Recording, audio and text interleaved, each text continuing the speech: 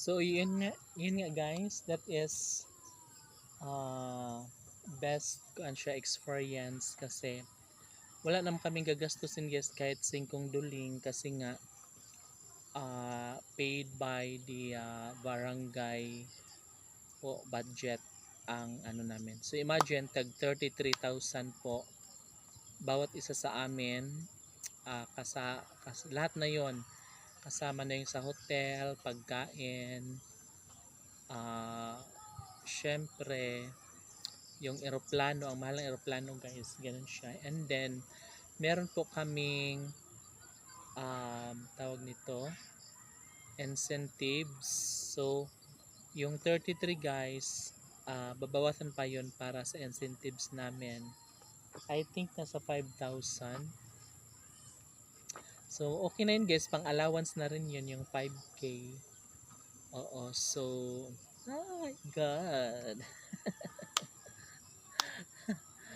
And guys, alam nyo ba, nakapunta na ako ng Maynila noong 2023. Oo, ano rin yun, nalalapit na rin yung barangay election noon. So ayun nga guys,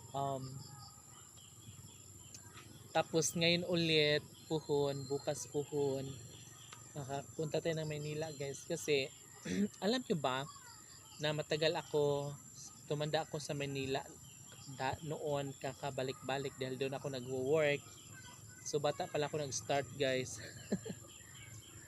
Tapos itong 2021 lang ako umuwi dito sa Leyte, ganoon.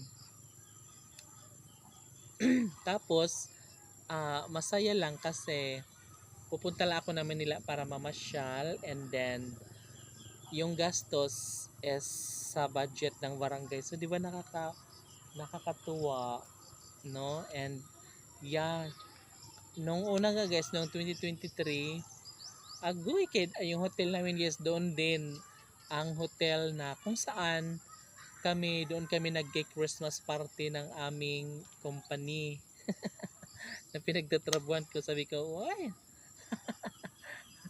Talagang bumabalik ang mga nakaraan. Diba? Sobrang happy. Nakakatuwa talaga siya guys.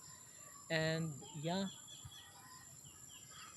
sobrang wow. So bukas guys, sa Pasay naman kami kasi before kasi last 2023 is nasa ano po kami, Makati.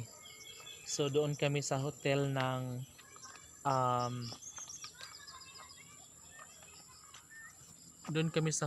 Makati. OMG. Ayan.